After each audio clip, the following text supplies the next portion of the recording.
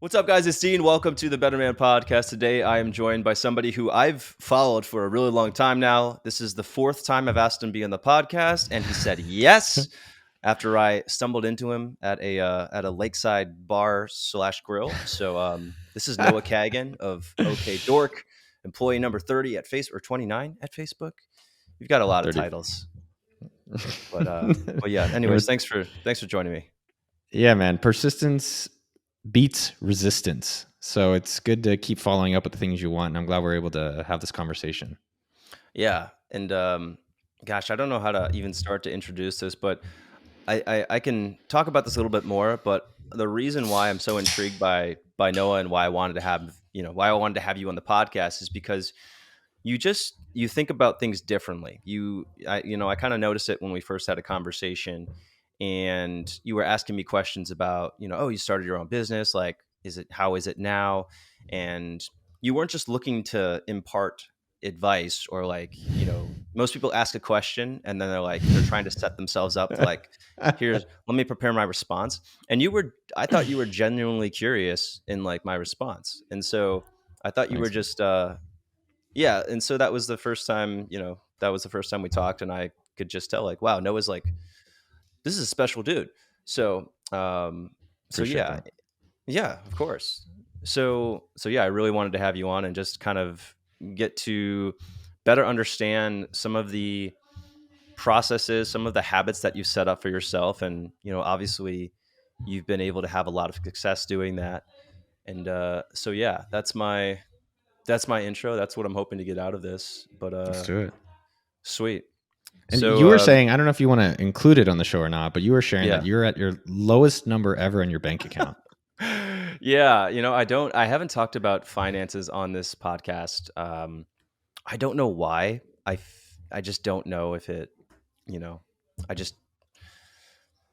don't know if I can explain why I've done it, why I haven't done it. But yeah, basically I hit a new record low in my bank account, first lowest amount since 2019. I had I think $1,700 left or something like that. And I was just kind of watching, it go down, watching upcoming credit card payments. I hope this works. But yeah, I didn't have an accountant. I still don't. I have an accountant. I'm working on setting up some processes for myself.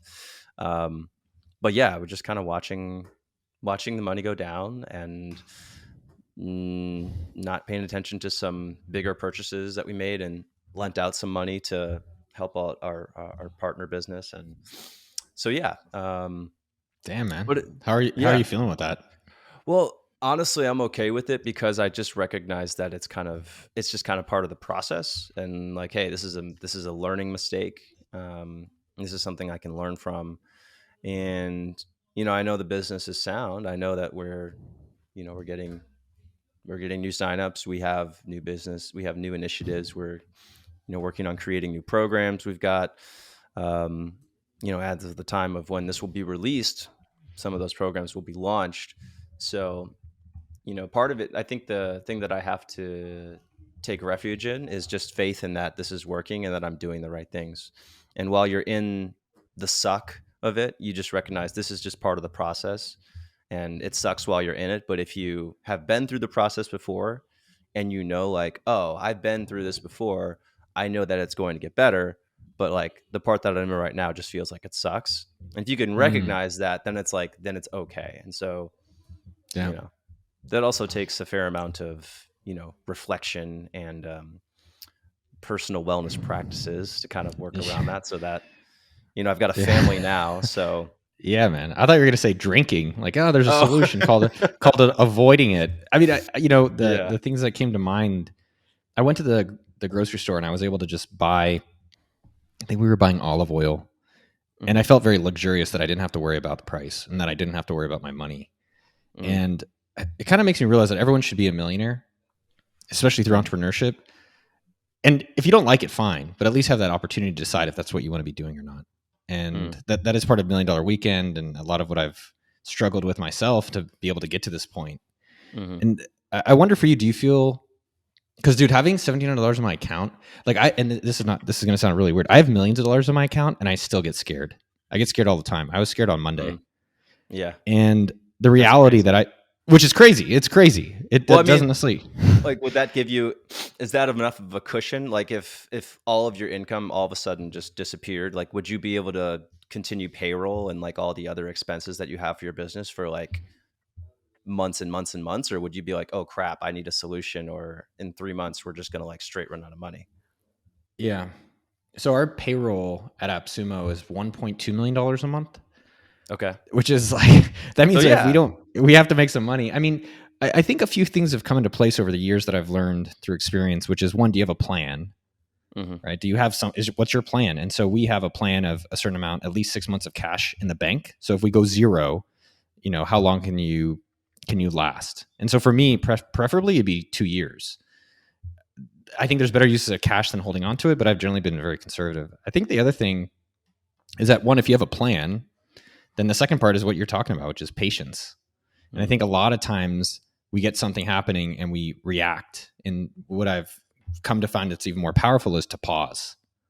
Just pause for a second, get your plan in place, and then respond instead of being emotional and react, which I think is the first tendency that we have in these situations.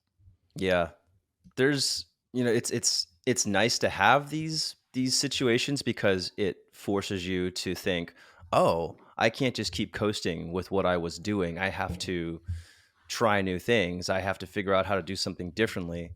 So in that sense, it's great because you're in that discomfort and you have to do something in order to get yourself out. But there's also something to be said for being in a place of security and being able to create whatever you want just because it feels like this is going to be really cool and I feel really inspired and really excited to create this project. So I've there's benefits to both situations.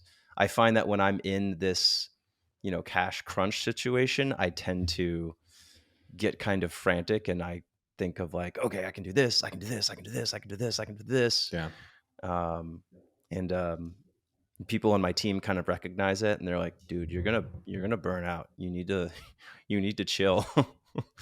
So but yeah, having I have an evening routine where I kind of just go out on my porch and I sit there and I just think and I just you know I also just kind of force myself into a gratitude practice where I say like, okay, I'm grateful that I have the control over this situation. I'm grateful that this situation has prompted me to think about things differently. I'm grateful that I have a team that supports me. I'm grateful that I have a wife who is supportive and asks me questions and is concerned about me. And I'm grateful that I have time to go for a walk and clear my head. I'm grateful that my kids are healthy. And so like going through that process and even also saying I'm grateful to have faith in the process.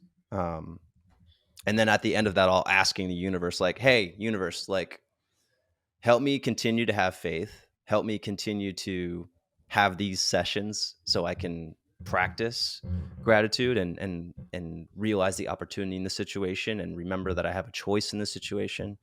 So, and I don't if I didn't have those, I would fall apart. Like I would be a mess. Um and having a wife, having two kids, being the sole person who's working, like that's a lot of pressure. A But, lot.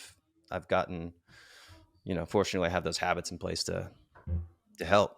But yeah, thanks for asking. Still, everyone's going through something, and Yeah. especially when you're responsible for two kids and a wife, and I think there's also the ego of people expecting like, oh, you have something, you should of course be able to succeed, and you're like, damn, this is a little scarier than I thought, and that again, I think that's why I try to take a pause in these situations, and we've had it at AppSumo. Last year, I think we lost a few $100,000, and when COVID hit, scary for a lot of different Hmm. things, and the best thing was pausing and planning, and then you execute that plan, and you feel most importantly, control. Yeah. You feel like, okay, I know what the steps I'm going to take to help get back to where I want to be or to how the did how, future. And how did you feel when you were going through, like, you had the plan though, you lost a few $100,000? It takes months for the plan to actually start working. So, what do you go through? when you're, in that process where I'm in the point of the process where this sucks right now and we're making it work, but it's going to take a few months to actually start working. How do you take care of yourself during that process? How come it has to take a few months? I don't know. I Yeah, mean, I mean, the book it is did called for Million me. Dollar. Yeah, the book is Million Dollar Weekend. It's not Million Dollar Decade. Well, The well, you're and so I think different. that, um, well, I think one of the things in the book that has been the most impactful to people is just this idea of now, not how. So how do they Mm, just get going and making these changes once they have a plan very quickly? mm, And part of the book and why I was so excited to put it all together is I think when you limit your time in different things you want to do, whether it's a business, whether it's getting back financially, you're like, okay, well, I have to do this in 30 days. I have to do this in 48 hours. I have to do this today.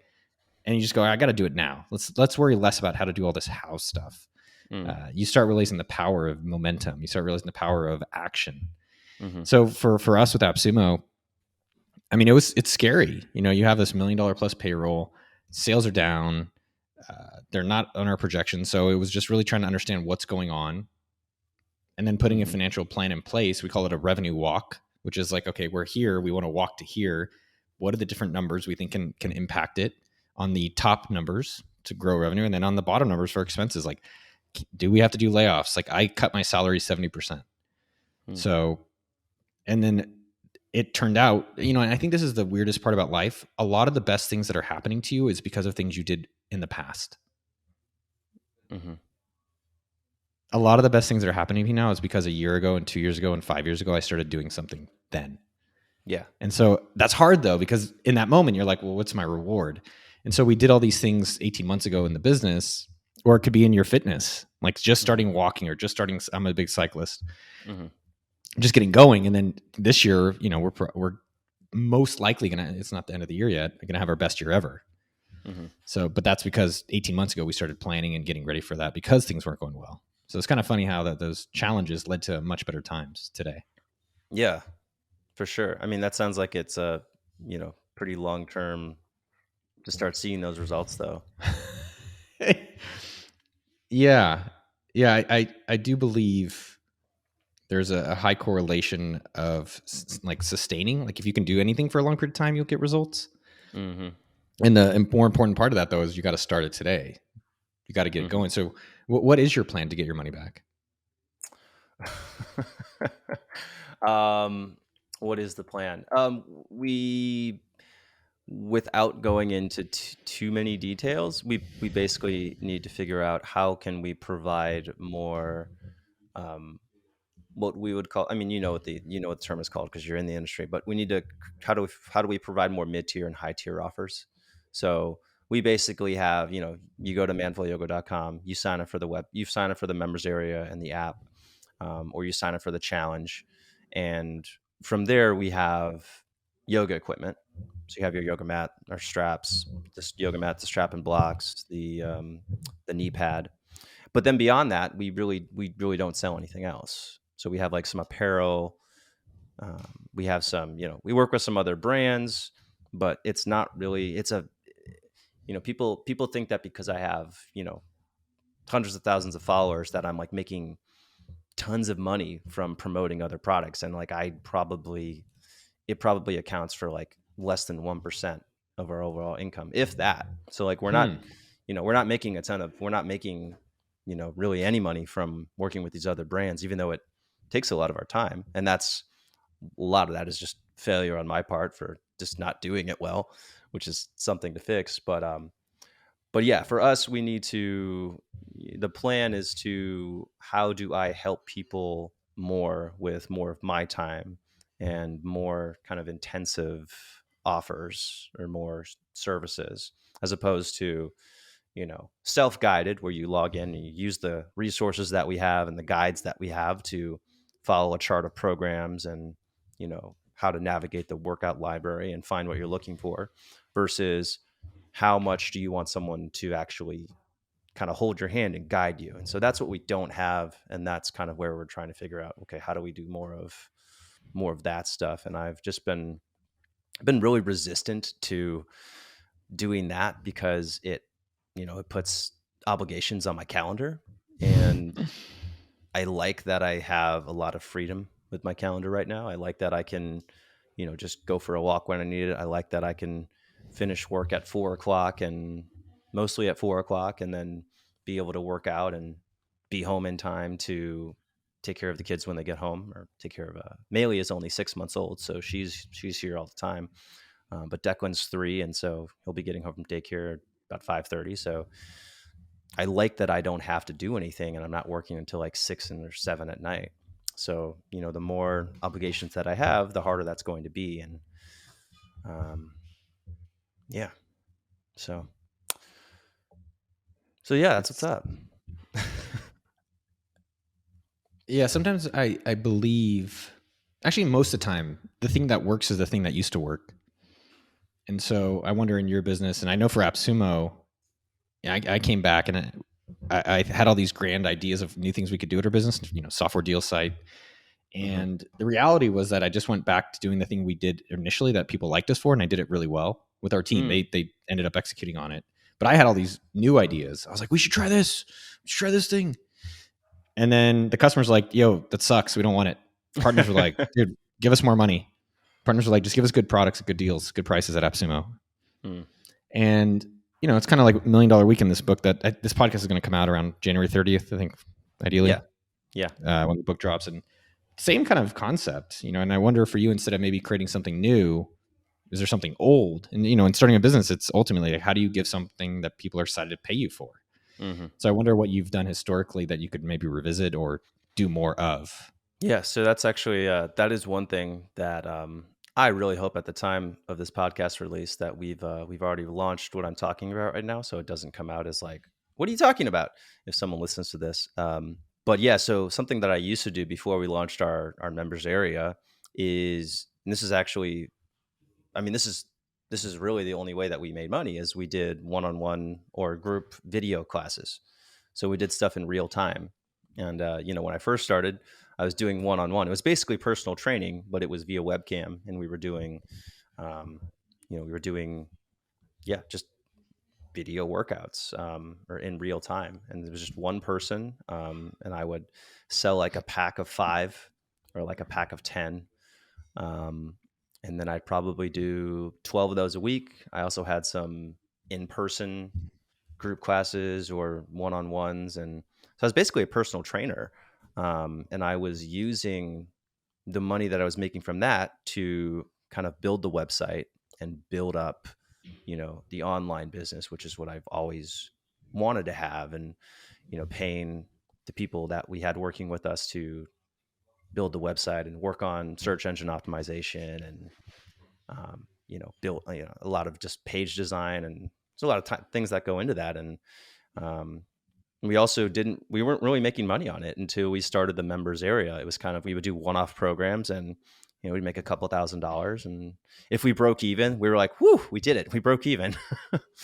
um but yeah, that's how I started. That's how I eventually was able to create all the infrastructure that was the members area in the app, was just doing one-on-one stuff. And then that got to a point where I just didn't have the time to do that, um, realistically. So now we're starting to figure out, we're starting to look back at that and figure out, okay, how do we get back to helping people with their technique?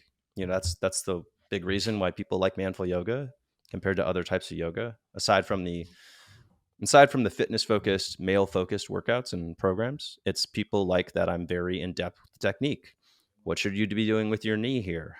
What should you be doing with your shoulders?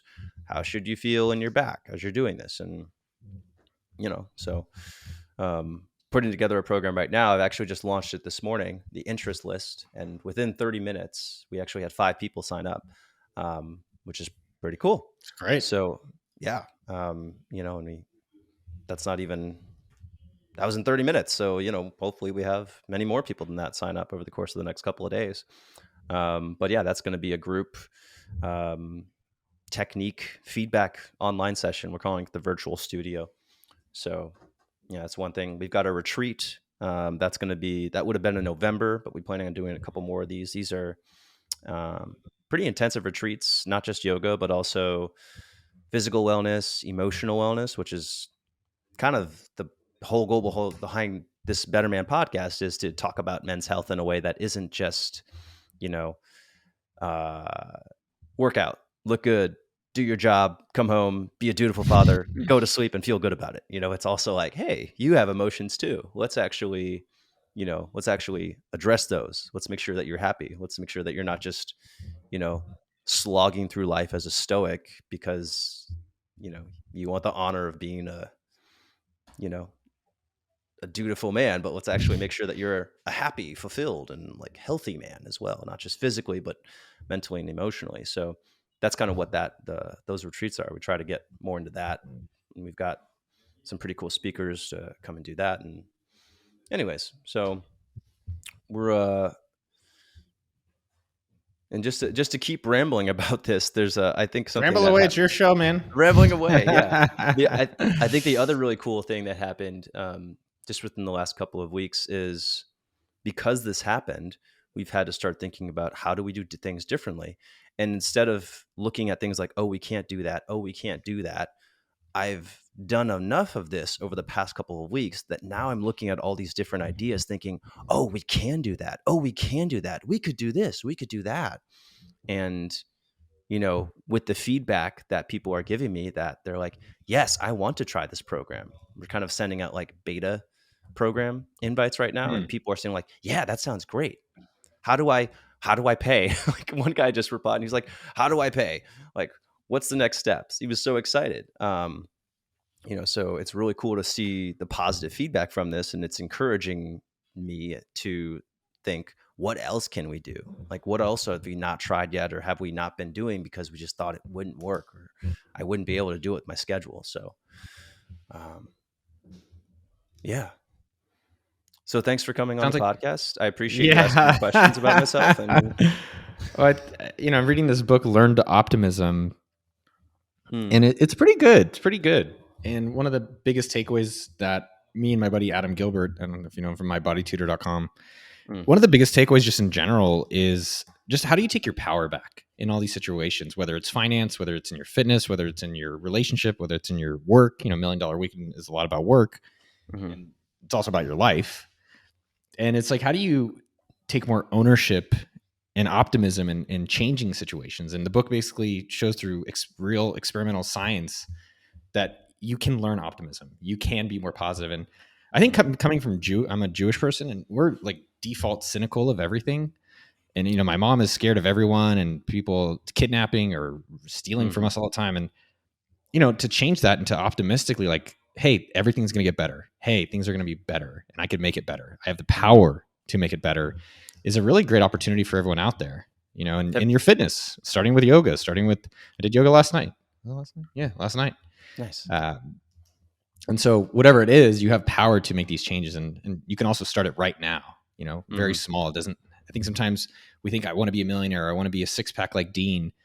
And it's like, yeah, you want that, but that's stopping you from just starting right now today and realizing you can have power in these different situations.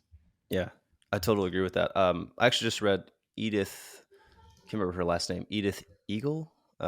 She is a Holocaust survivor, Hungarian psychologist, Jewish, but she wrote a book about, the whole book is literally about like taking back power. I'm gonna look it up right now because Edith, author, psychologist, Edith Eger. Yeah. Slovakian born American psychologist, Holocaust survivor. Her book is called The Choice. And it's about like recognizing that you have a choice in the situation. And if she can do it, and she went through Auschwitz, then, we can probably do it too. So, but I like what you said about I like how you said now, not how, because that's also something I've been really thinking about a lot, and something that I encourage people so much with their fitness, because everyone wants to wait for, oh, you know what, I'm going to be done with this project next month and then I'll start working out, or like I'm going to be whatever, it's going to be easier for me in the summer, so I'm going to wait a couple months and then I'll start. And I've been even recognizing that in my own life with concepts like, I've been talking about money, so I've been recognizing like, oh, I'm just going to wait until I make a little bit more money and then I'll start saving. And I talked with the financial advisor recently. He's like, yeah, I've spoken with so many people who are in their 40s who are living paycheck to paycheck and have just like, you know, $40,000-$50,000 in expenses a month, and they're not saving anything because they're in that mindset of, I'm just going to wait until I make more money and then I'll start saving. And so if you can recognize, I can do something now, and it might just be small, right? It might not be like the full Totally. iteration of what you eventually want to do, but if you don't start that now, you're never going to. You're just going to keep putting it off until there's a better time. Yeah, and you know, it sounds like for all of it, the now not how is putting $1 in a bank account. Now not how is doing one yoga plank for 5 seconds, or whatever it is. It's, you know, posting one thing on social media. I think people are surprised that the confidence and momentum that builds just by taking action right away. Mm-hmm. Yeah, it reminds me of the Mark Manson. There's a lot of good stuff in that book, but the one thing that I take away from the subtle art of not giving an F is the idea of inspiration doesn't motivate action. It's like action inspires motivation. So recognizing that, you know, you can't just sit around waiting for inspiration and then go do something, but instead, if you just take some sort of action that inspires, that motivates you to take 100%. more action. 100%. Yeah. So, Oof. What are we going to talk about next? I want to ask you about some of the. I remember seeing. I also, by the way, guys, you're listening to this, and you're like, "Who is this Noah guy?" I remember you launched your YouTube channel. When did you launch your YouTube channel, or get serious about it? 3 years ago. 3 years ago. So I saw Noah's YouTube channel starting, and he had like 10,000 subscribers. I was like, "Oh, that's cool." And then I just checked this morning, and it's at 943,000. I suspect that you're going to hit 1 million in like 2 months, 3 months, maybe. You don't know. I don't know. No, it's not my goal. It's not what I'm optimizing for. Not poking around in the YouTube studio analytics, but I go there every day. It's just not what I think people need to think about what they're optimizing for. It's a great question to use in life. And I'm optimizing to make content for 10 years. My content specifically for underdogs and inspiring people in business journeys. Okay. And when I believe we get overly focused on near-term goals, you kind of burn out and you kind of quit, versus I just really love making content. I like inspiring. I like who I get to meet. And so how do I sustain this? And so if we're at 1 million or if we're at 900,000, I don't care. Mm-hmm. Okay. Yeah, that's what I was leading that into. I was going to ask you, you know, a lot of these, I think you think about things differently than a lot of people. And this is, instead of thinking about, well, I want to get 1 million subscribers, you're thinking, you know, this is the actual vision. And I'm, you know, curious, how do you start with a vision first set of goals, instead of thinking like, I want to make $20,000? You think, I want to, you know, this is the vision. This is what I want to, this is who I want to help. And I'm wondering, where does that come from? Or like, what is that? How does your brain work? That's what I'm trying to ask. No, because I've done it the other ways and it didn't work. So I've had it be like, I want to make $1 million, and I got $1 million, and it's awesome, by the way, to be rich. It's great. Everyone should be. I'm much happier rich than poor, but it doesn't really change. There's no ceremony. I thought you get like a band and confetti, but that didn't happen. Same with six pack. I got a six pack. I spent months insanely disciplined, and I got this outcome. And I was like, I look around and I'm like, I'm hungry. And I don't feel good about myself.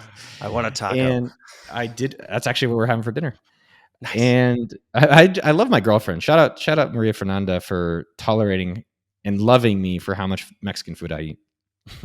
And what I've realized is that even AppSumo.com, as we were building this business, it was like, how do we 10x every year? How do we double every year? How do we go super big? How do we still, I'm from Silicon Valley. Like, I worked for Zuckerberg. I worked for these big visions. And what I recognize for me is that longevity is actually the most appealing and the most successful. If you look at pretty much studying any type of success in almost every aspect, it's someone who's stuck with it for a long period of time and figuring out what that is for each person. So for me with content creation, I've done it where I was at 50,000 subs. I want to get 100,000. Now I was 100,000, make $250,000. And so I've actually found, kind of like we talked about now, not how, instead of being so consumed with getting to some end goal, just be consumed with making good content that I'm really proud of. And yes, I have a goal, but the goal is so small and it's something very achievable that I actually do way better than the goal itself. So for instance, this year, I think I was trying to get, I honestly don't remember, but I think we were trying to get to 750,000 subscribers. Okay. And we were at 550,000 at the end of last year. And so we only wanted to get an extra 200,000. And I think historically I'd be like, no, we need to get 2 million or 1 million. And it that can help you when you get there. And then you're just like, okay, I'm here, versus focusing on the systems, the process, the inputs. People seem more excited about the 1 million than I am, because I'm not. I'm proud of it. I'm very proud of what we do. I'm proud of this. But I'm just excited that I'm putting out content that I'm like, oh, this is cool. What a good video. I love watching my videos. I think we should be more proud of the things we do for ourselves. And it helps me, inspires myself to continue wanting to do it, versus trying to be so consumed with just the destination. Now, I do think goals are super helpful. Now, you asked how to get a vision. I asked my therapist this a few years ago. And the reality that I recognize is that we overcomplicate visions. Visions are just, what's our dreams? What's a cool dream? And the reality is we talked about optimism and power. Everyone has the power to live whatever dream they want. And that's so inspiring. That's so exciting. And if you're not excited about your dreams and your lifestyle and your living, that, the greatest part about it, you can change it now. Right now you can. Yeah. And that's inspiring for me. That gets me excited. Like, for many years, I was just sitting around, like, on the sidelines, like getting rich because someone was running my company, and I was kind of dabbling in different stuff. And I found the two things that really gave me purpose and around all this was just find the thing you really love, whatever that is. Maybe it's yoga, maybe it's content creation, maybe it's gardening. It doesn't have to be entrepreneurship. I think everyone should do entrepreneurship to learn about themselves and see if it's for them, but just do something that they enjoy. And then the second part of that is just do it hard work, do very hard work around it. Like, I'm up at, it's going to be 9 p.m. I'm finishing in Barcelona. And you asked me if what happens if we didn't money. I don't have to make any more money ever again in my life, which is crazy. But I like it. I'm enjoying this, and it's hard, and I'm proud. It makes me proud of myself. And so I think that is how you think about your dreams, which is like, what would be cool dreams to do? How do I get going on it? And how do I put in the work that makes me proud of myself? And, I think at the end of our time on this planet, like, pretty good. Yeah. I mean, that all sounds awesome. I like that. I love that you are talking about the importance of longevity instead of having short-term goals, because I actually made a really, really boring titled fitness presentation once that said how to create a fitness-focused lifestyle that is sustainable and enjoyable, which, like, no, that was like, it's just such a mouthful that, like, I'm sure there was a guy sleeping when I was doing that talk. It was not the right audience. This is a very, very poorly selected audience. It was at like a health conference, like a public health conference in this tiny suburb. It was a poor decision, but yeah, like, it's so important to do something sustainably and do it long term instead of doing it as a means to an end. And I love that you found something that you really enjoyed so much that you can do hard work with it. But I'm assuming you don't feel, do you feel bad about doing that much hard work, or does it feel, does it feel like draining? Does it feel exhausting? Do you finish and like, I just really don't like what I'm doing? Or does it feel good? I went to a conference, and it was a small like 15-person workshop. And it was by Gay Hendricks' wife, Gail. She wrote The Big Leap, which is a phenomenal book on being able to go to that next level of your life, which I think all of us believe and we all want. Some are there, some are not. And she talked for 3 days straight, 8 hours a day. Dude, that's nuts. I remember, and she was 60s, 70s. And I remember feeling so exhausted. I was exhausted, but it was life-changing. It was powerful. And I was just like, what a cool way to just kind of dig into your future. And I went up to her and I said, how do you do it? How do you just do actually the facilitation? I think that was my biggest thing about the whole event. It was just like, I can't believe you're 60, 70 plus. And she's like, this gives me so much energy. I love this. I love it. And it goes both ways. Right now, I want to save some for, you're a husband and you're a father. I'm single, but now I'm in a relationship, a very committed relationship. I want to come home with something left. Mhm. So work wise, I'm pacing better versus just we've had some struggles where I come home and I'm like, I just gave everything. I've got nothing for you. She's like, Mhm. well, okay, that's hard for us to sustain. Mhm. And I think the other call out I would make, so that's one piece of how to feel. The other thing is, in you're obviously in fitness. I was double checking your channel. I think the other thing is how do you practice business, but do it through your fitness? How do you practice life through things that you control? And so it's nice. Mhm. I cycle. I'm going cycling in the morning. I practice suffering. I practice feeling good about myself. I practice saying a lot of positive things to myself on a bike. And then it's easy. Then I say, I know I can do this. Then I can translate into other areas. Mhm. So on the bike, I generally try to kill myself. Yeah. Yeah. It's You get to intense. choose your hard. Yeah, and I don't negotiate. I don't excuse myself. And on the other side of that, though, and I think this is not talked about enough, and I don't think it's encouraged enough, is I'm on the bike more than usual, just really reinforcing how good I am, Mm. reinforcing that like I'm worthy, reinforcing that. Oof, I just got a tingle from that. I Yeah, literally like I started doing that too like a month ago. I went to a social media influencer kind of retreat, and we did like, have you ever done this where you have someone who asks you questions and does like, have you heard of the 7 whys exercise? I think so. It's like the Toyota thing. Yeah, this is a Toyota thing, I think, but it's more so applied to like your personal motivation. And basically, they ask you questions, and you get to like, you get to like your childhood trauma. They interview you and they kind of ask you questions, and they dig deeper and dig deeper until you get to like what's the childhood trauma that you have? Like, what is this? What is the little boy inside of you? Like, what does he want? Like, what did he not Oof. get? And I'm just like sitting there, and I'm doing it, and I'm like, it's getting deeper. It's getting more uncomfortable. My chest is tightening. And then I just start crying. I'm like, this is it. And like, for me, it's like, it's this feeling of self-worth. And so, I think that I have to do all these things, that I have to be more successful, that I have to make more money, that I have to be more fit in order to be worthy of being loved, in order to, Oof. enjoy what I'm actually doing, or to be present at home. And really all I need to do is like step off the hamster wheel of like pushing myself so hard, and just recognize I have it. It's right here. I've got my family. I've got like, I've got everything that I need already. And so something that I've been doing in my cold plunging, instead of getting in there and thinking, you're going to prove everybody wrong, and you're going to, I'm just getting in there and I'm like, I'm worthy. I'm worthy. I'm good enough already. I don't need to do this. I'm not doing this for anybody. I'm just like, you know, and so I love that you're practicing that control in your life, and even saying things like, you know,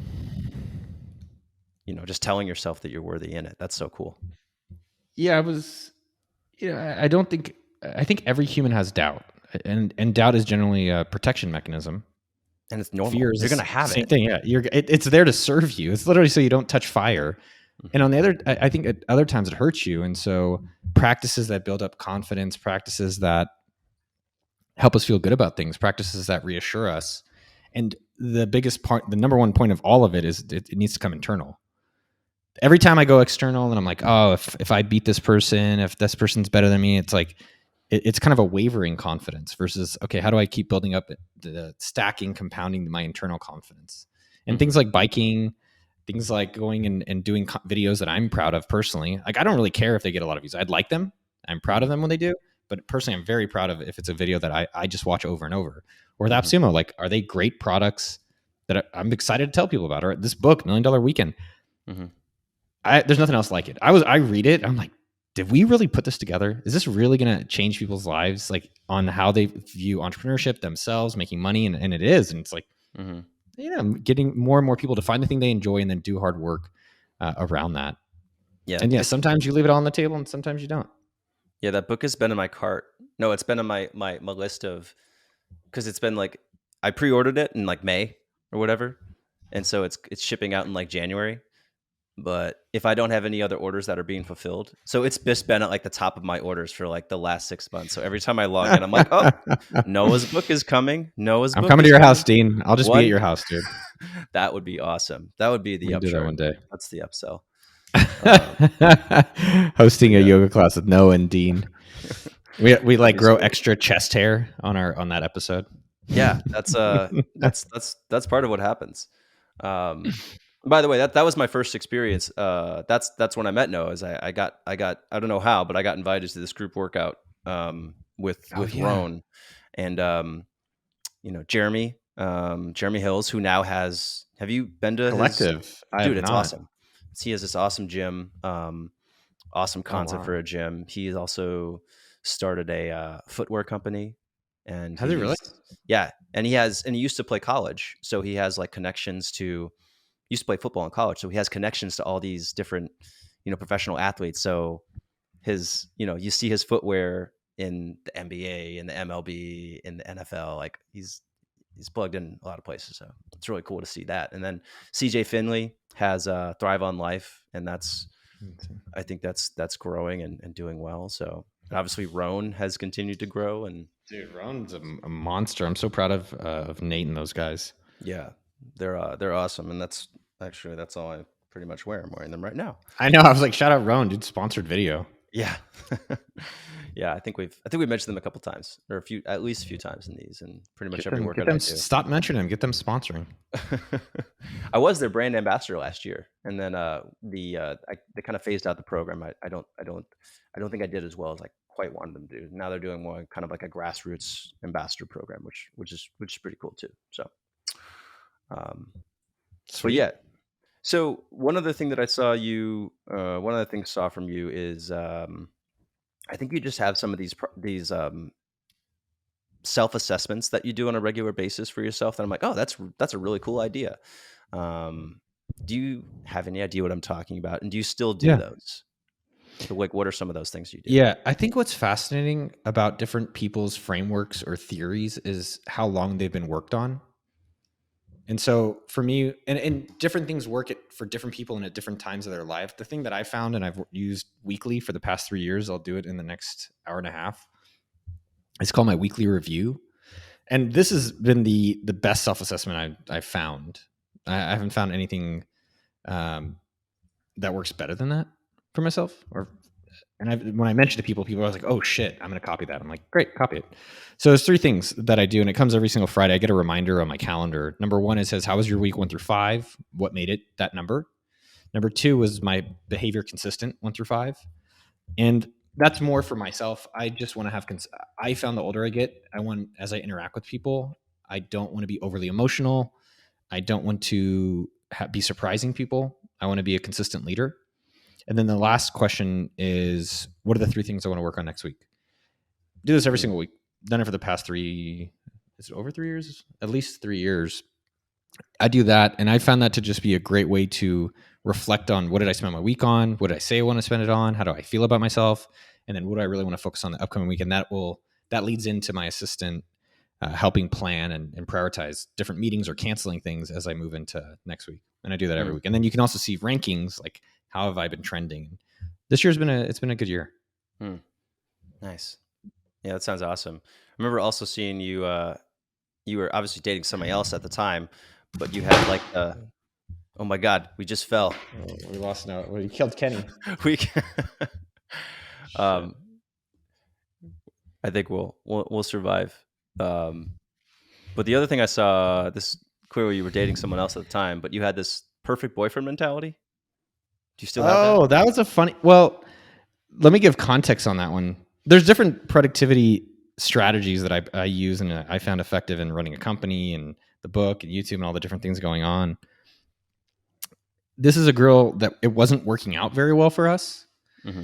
And this actually applies in business and a lot of different things. A lot of people want to be entrepreneurs and they want to be rich. And what they do is they go to the pool and they put in the toe, like, I don't know if I want to do the swimming. But it's like you're only putting in a toe. Like, how do you know if you like swimming or not if you don't get in the water? Mm-hmm. And so the framework or tactic that I found helpful is just have an all-in mentality, but as an experiment. So experiment all in. And I think when you think of things in experiments, there's less risk on yourself. If it fails, you're like, well, it failed. That's okay. I'm trying it out. Mm, But you can't try it out by sitting on the sideline. You can't try it out with the toe in. You have to jump all in. And so I think experimentality is helpful, very helpful in business because it reduces your ego. mm, And in this relationship, it was an okay relationship. It wasn't what I really wanted. And I said, well, let me experiment being the perfect boyfriend for the next 3 months and see how it feels and see if this is still a relationship I want to be in. And I appreciated that I committed. I think a lot of times in life, our struggles come from indecision and the lack of willingness to commit to something. And I committed all in, experimented with it 3 months. And then I was like, nope, let's break up. Hmm. Yeah. And I think that mentality, with this girlfriend I'm in now, I flew to Barcelona it's 7:00 and I'm meeting you and I've got meetings till 9 and I'm committed to it, but it's not that I don't have to do this. I want to do it with her. I don't have to experiment. I'm committed to the whole relationship. And I think that's just good to do in general, but that was an older one that I did. I like that you brought up just the idea of all in experiments. And also, you mentioned it, you didn't say specifically, but you did it you gave it a time frame. You didn't say, I'm going to go all in forever. You said, I'm going to go all in for 3 months. I was the And so, perfect boyfriend. I did everything, dude. I was a great boyfriend for 3 months. Yeah. And then it's like, okay, well, am I getting what I need? And this relationship was like, no. Good. Let's make that call and move forward. Yeah.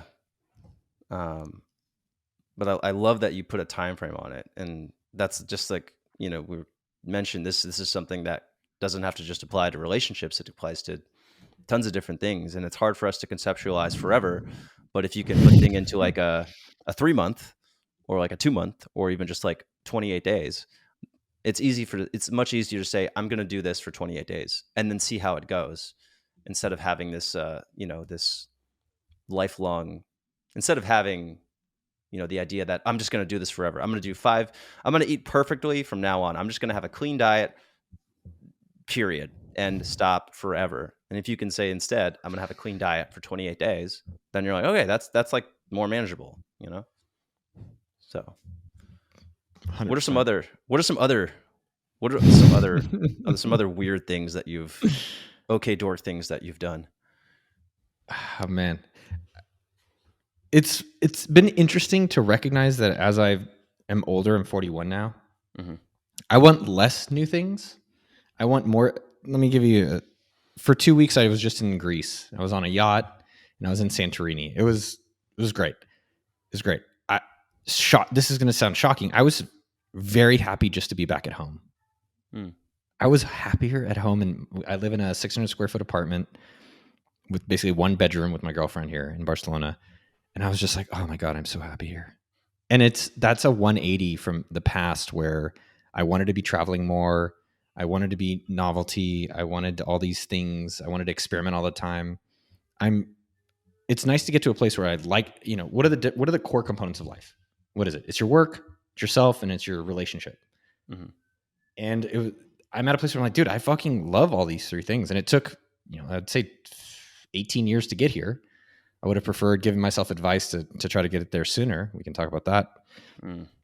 But it was just doing so many things over so many years. And I was like, oh man, this is nice that I'm happy with my consistent, sustaining longevity life versus trying to keep chasing. I think that was a mentality of trying a bunch of new things all the time.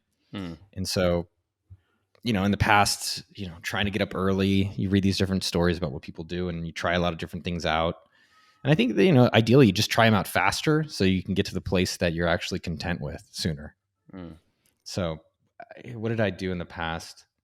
Well, I tried a lot. Let's go back to the chasing things. Like, why were you, you talked about you wanted to experiment. You were chasing things. What was the void you were trying to, what was the need you were trying to satisfy? I wanted to feel content. That there's not something else out there that I'm missing. And the answer for the crazy part for everyone is that nothing is out there that exists that is going to help complete you. But that's not as sexy as giving someone a thing to go do. It's actually just figuring out how can you be at peace with yourself.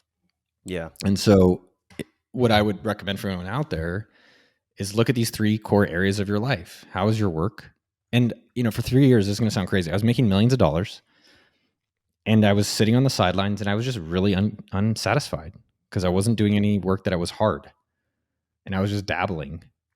And when I got back to work by honestly luck, and it sounds kind of crazy. It's like, dude, you were rich, and like, isn't that the dream that most of us want? It's like, no, most of us want to feel good about what we do, and you feel good when you work on something. Mm. And it was like, oh, I fucking like this work.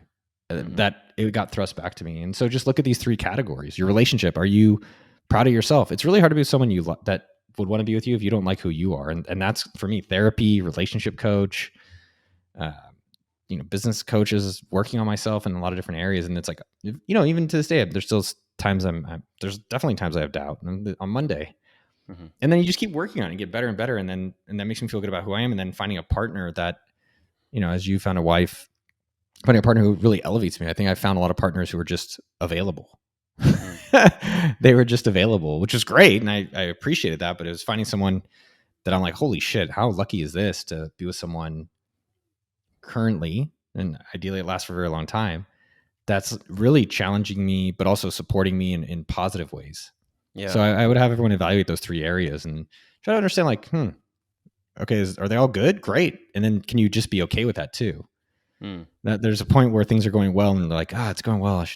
And so I think the idea that I was always looking externally, that something's eventually going to make me feel better, a book, a course, a person. And reality is just finding, how do you get to that level of peace within yourself? I think yoga is one of those things that most people do when they're feeling sad. I do. Every time someone starts yoga, I'm like, you just broke up, huh? They're like, yeah, I just broke up. But the reality, I will say, like I did yoga yesterday. I found it. I was like, I just want to go. I want to be able to stretch because I cycle. I want to stretch my legs. Mm-hmm. And then secondly, I want to be able to lose consciousness in the sense of thinking about work and thinking about what's next and thinking about what's dinner and any activity that can eventually, really be present. When people say that, I'm like, what do you mean? And right. It's like being at a place where you're really not consumed with the past or the future. You're just kind of like, I'm doing this movement here. And then you're just here, in that movement. Now. Yeah. Yeah. Right here now. So yeah. I'm not chasing, which is nice, man. It's nice. And you have to remind yourself of that. It's easy on this YouTube stuff, more followers or money stuff, especially if money's low. It's easy when, things aren't going well, but that's also time to, as we said, just at the beginning of the show, put together a plan. All right. How am I going to get my business fixed? How am I going to get my job fixed? What am I going to do this weekend? I got a chance this weekend to change that. What am I doing about myself? Like everyone could be more fit if they want to feel better about themselves. And it doesn't mean it has to be so absolute. Sometimes everybody's so absolute. No, you got to do all this shit. It's like, no, dude, David Goggins, no one wants his life. I don't like his message. It's like too extreme. There's no balance in it. Yeah. And the Jocko Willings, the David Goggins of the world. It's like, there's like, most people are not ever going to have that level of discipline and, be able to be happy with. You don't want that level of discipline. It's not actually enjoyable, I would say. I think discipline is great. I love my discipline and I love my willpower. I'm like, but we all have different disciplines of willpower over, like, I have super discipline over desserts. You get fucking throw dessert all over me. I'm like, all right, take a bite and fine. But I love alcohol. Like, I love alcohol. So like tonight I'm like, oh, I'm going to have a beer. I'm going to have a marg. I'm going to have all this stuff. And, it's not bad. I just know that about myself. And I think my point in general is that I think a lot of my behavior historically has been all or nothing, like these David Goggins, Jocko Willnicks, and I think that's a chasing mentality. Like, okay, I'm all in on this. I'm 75 days of nothing. I think it's good to kickstart something and get momentum or change it up. But the reality that I found is that I'm much more content. I'm much more stable. I'm much more peaceful when there's it's not black or white. It's not 0 or 1. It's like 1 through a million or 1 through infinity. So going back to, the 3 core areas of your life, what are some of the, some of the favorite practices or consistent habits that you had when you were working on yourself, or you still are, but like, what were some of the most transformative? Yeah, I would say one of the ones, a few different things. One from the book that I've seen change people's lives is called the freedom number.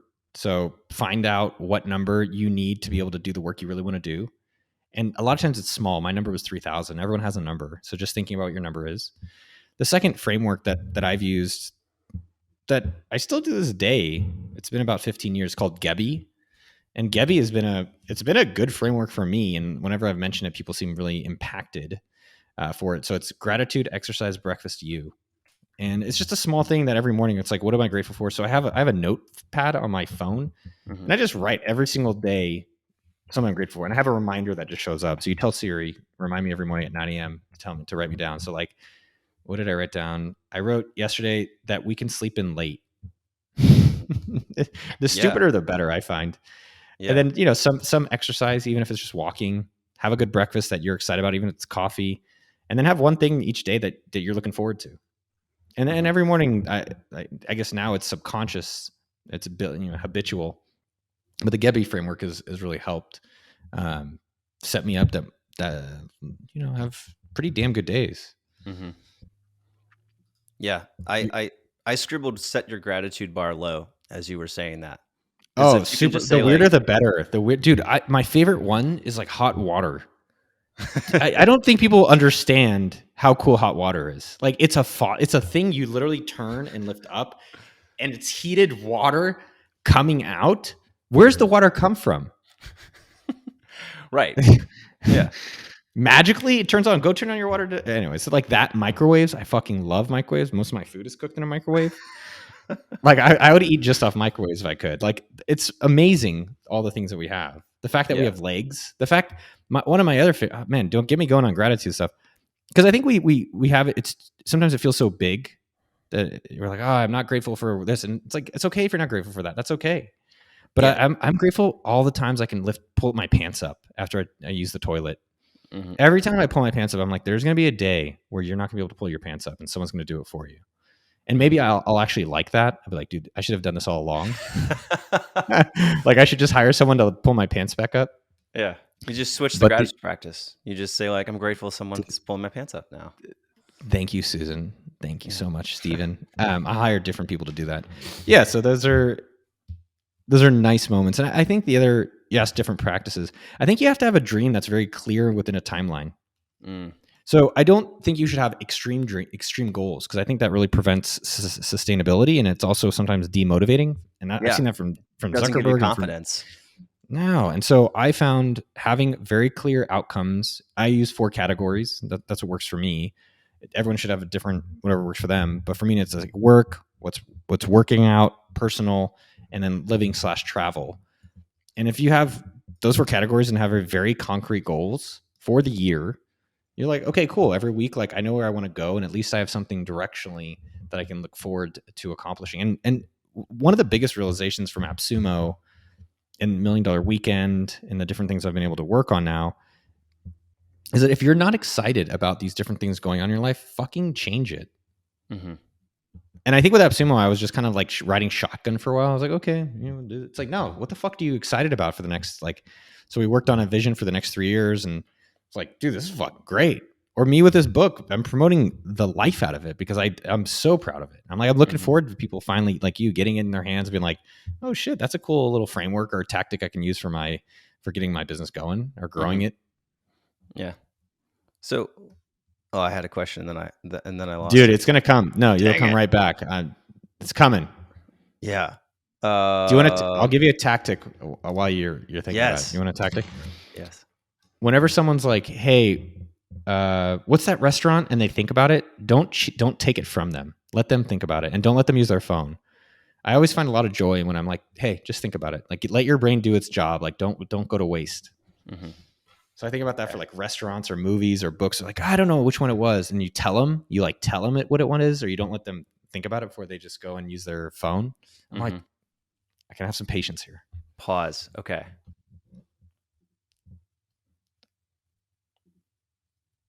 Going back through my mind. Dude, it's coming. It's coming. I got a tough question for you if you want a tough question. Yeah. How do you deal that your YouTube videos don't seem to be doing as well? And that's just my like perception. Um, And when I say well, what I mean is that I'm guessing you're putting out similar. Your videos are really high quality. mhm. It doesn't seem to be getting. This is just my external brief view. Mhm. They don't be getting as much views as they historically have. Yeah, I think sometimes I put out videos that so actually just so this video is actually like our top this is from the last 10 videos we released, this is the number one video we've released recently. So I think historically I think I just have a lot of subscribers honestly because of certain videos that are sex or penis related And so I get a ton of subscribers from those videos. And then if I don't put out more sex videos or how to grow your penis videos, then, they just don't perform as well. So that's like, that's the, that's the basic truth. But you don't want to So do those types of videos? how do I deal with that? No. Do you want to do more of those types of videos? I mean, I can do there. We do have some more of those videos coming out next month. It's not. I mean, it's interesting, or it's fun to see like how well a video does, but it's not what I want to be creating. So I think my YouTube channel is kind of a balance of, here's a video that I think is really going to help somebody, and is I'm making with somebody from my app or my members area or my community in mind, versus, okay, we know that this video is going to do well if we make something about, erectile dysfunction. So let's make that. It's going to help, create an overall boost in everything. So let's make sure that we're kind of peppering in that content on a regular basis. So, and I know how to make, I know how I can make content better. Like I know how I can get more views, but it's balancing that with, well, I'm getting more views for what? Like if it's just me putting out thirst traps, like, is that going to get more? Is that going to make me feel better about myself? Is that going to help us help more people? No, it's not. It's just going to be a vanity metric. So, I know that I could be getting more views, but also I know that, I have to, I have a goal with my content, and, I'd rather be hitting the message with my content than just getting more views, getting more subscribers. So yeah, it's also the quality. I think that's a great call out, where just because you have something that has a lot of views doesn't mean it's actually got a lot of customers or a lot of engagement. That's why I don't give a shit about TikTok. Mm-hmm. Yeah, I've got like 3 posts. I've like 9,500 followers on TikTok because we're trying to grow that, and I think 95% of those followers came from 3 different posts that just randomly, went viral. One of them was stupid and required absolutely zero effort. One of them was a lot of video editing that involved, clips from 20 different videos. And then I think another one is just like from just a trending video, and I'm sitting in, my living room, in a dark living room with terrible lighting. And yeah, TikTok just doesn't make any, it's, yeah, it's TikTok. I don't know. So yeah. Well, I don't remember what I was gonna ask, but I do have a question about what did you have any, kind of painful lessons that you learned sometime between leaving Facebook and starting AppSumo, where you made like a significant shift, or you started doing things differently, or, it just kind of really influential, negative at the time, perceivably negatively at the time, but in reality was something that helped you grow and change for the better? There's 2 pieces. I remember getting fired and realizing that everyone is replaceable. That was a good lesson to learn very early, because more people think they're special than they are. Mm-hmm. And realizing we're not is a good ego check very early on in my career. I was very lucky to experience that. Mm-hmm. So get fired, everyone. Realize you're replaceable. Or if you work at a company, figure out how do you become more irreplaceable. Mm-hmm. Like, hey, if they fired me, what would break? And get a lot of things to break if you get fired. Or don't go break them intentionally, but if you leave, like, how does a company lose money? How does a company get hindered? Second thing I would say is go find someone to support your weaknesses. So and embrace who you really are. So I love promoting, I love marketing, I love products, I love all this stuff. And I liked doing that at Facebook. I didn't like a lot of this other meetings, some of the tech stuff. I do like tech, but I didn't want to do all the tech stuff. And it was nice to find a partner, my business partner, Chad Boyda, who provided a lot of the outside shit that I'm like, I fucking hate doing that. He's like, oh, I love doing that. And embracing more of who we really are and being okay with that. I felt more embarrassed and ashamed, and I like doing this blogging. I like talking about products. I like making websites for customers. And I didn't feel like I could really embrace who I was at Facebook. And it was nice to finally be able to do that with my own company. Mm-hmm. And I think more people, should take that opportunity if they can. And it's not even more to take that opportunity. It's more realizing to embrace who you are. I think a lot of people take that lightly. They're like, oh, I don't know, this is me, but I should just do, no, just let your freak flag fly, like, Yeah. And I think that's been able to, I feel very lucky, and I've put in the work to be able to make a lot of money doing exactly what I want to do. Mm-hmm. Yeah, And I think that's so cool. It's so trippy. Yeah. I mean, I think there's a certain level of privilege that comes with it. Obviously, like not everybody can go find somebody who can do all the things that they won't do when they're first starting out. The other part of that is I think we feel like we have to strengthen our weaknesses. Like we have to, if we have something that we're not good at, we're like, oh, okay, well, if I just work on it, I can be better at it. I can shore up this weakness. Um, and I read a book recently. Had a guy on the podcast. Can't remember the title of the book, but one of the things is just about embracing who you are and recognizing that a problem doesn't exist unless you name it a problem. So if you're looking at yourself and saying, "Oh, I don't do this very well, I'm going to fix it," as soon as you do that, you're creating the existence of the problem. When in reality, it didn't need to be a problem. You could just say like, "This is who I am. This is what it is," and leave it at that. So I think there's a lot of power that can come from that, but it's balancing that with the societal expectations that we have to be good at lots of different things, and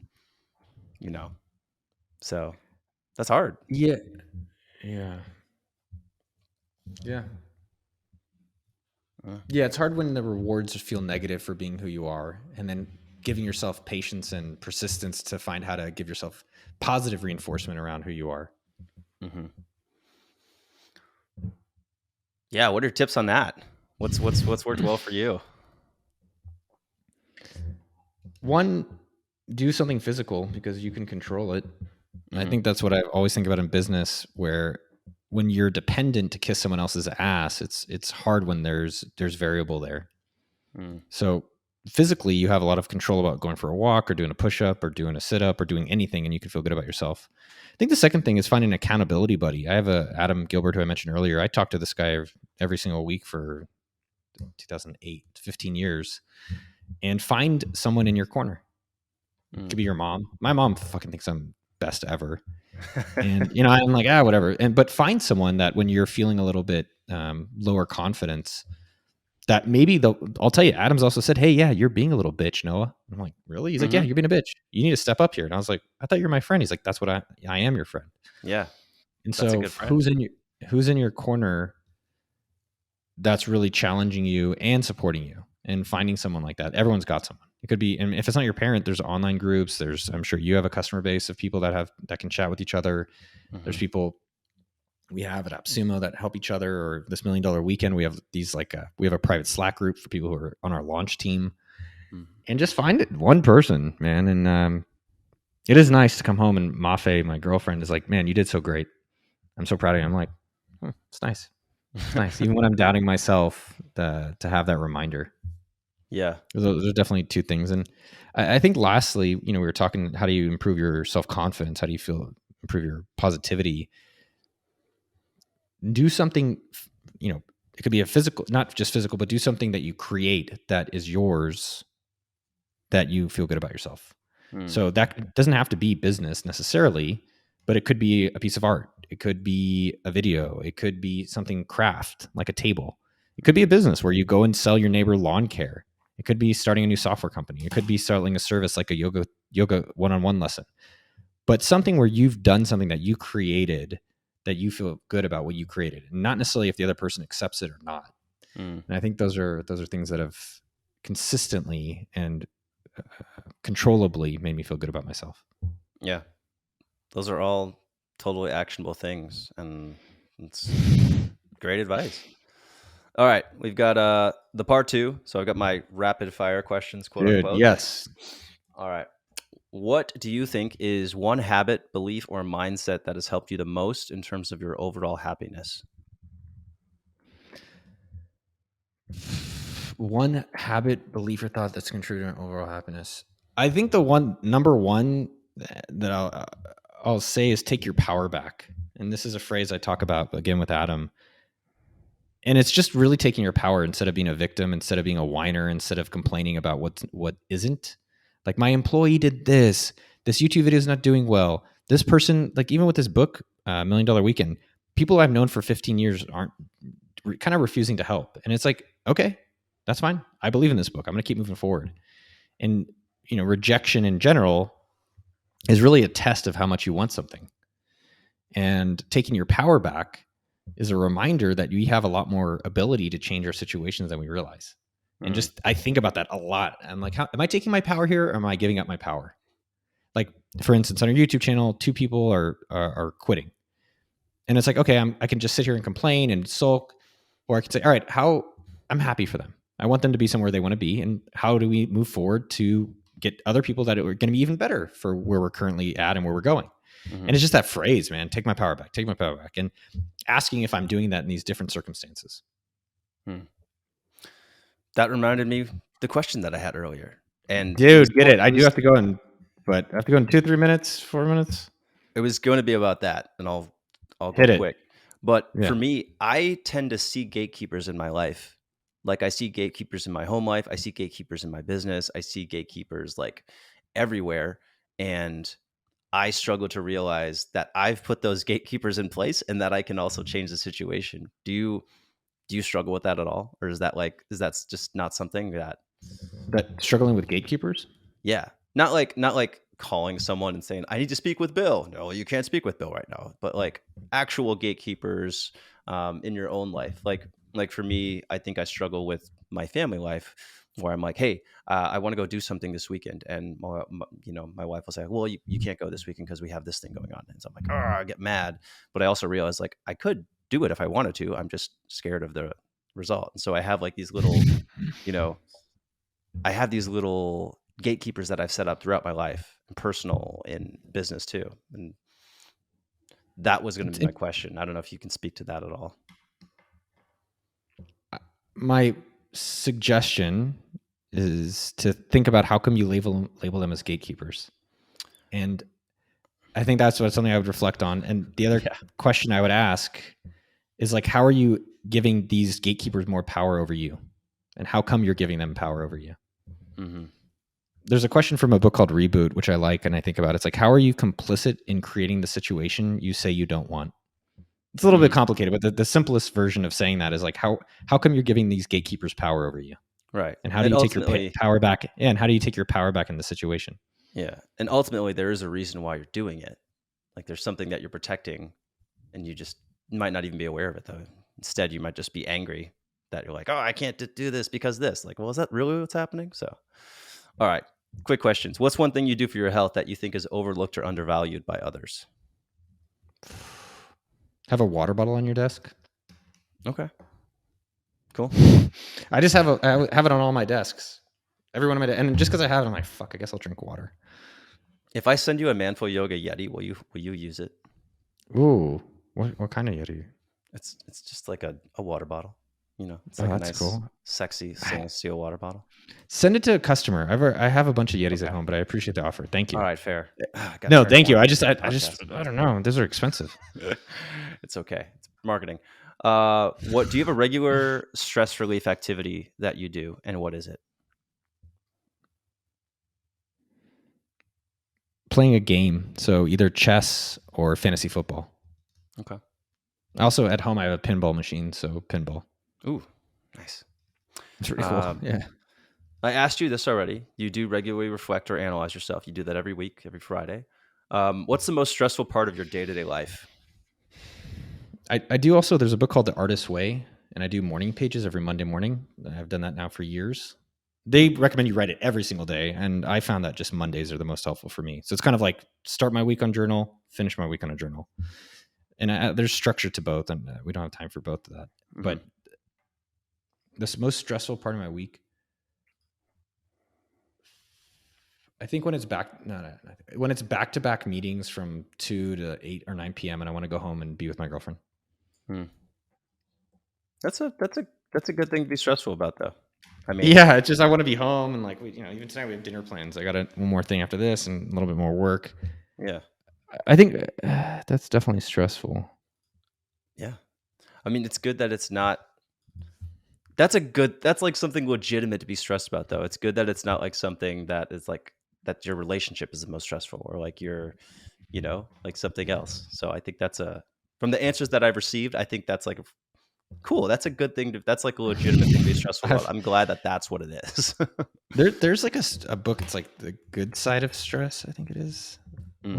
What's it called? There's a book, and you don't have to read it. It's not Upset of Stress, but basically it's just like how is stress a good thing, and what is stress doing for you? And I think there's good and bad stress, and so how do you look at what's the good one to embrace, and maybe the bad one? Can you cut it? Can you avoid it? Can you distract it? Can you not? If you're an alcoholic, stay out of the bar. So if you're stressed in certain areas and you can stay out of it, figuring that option out. Yeah. All right. Last question. You made it. What do you think is the biggest challenge facing men and their well-being right now?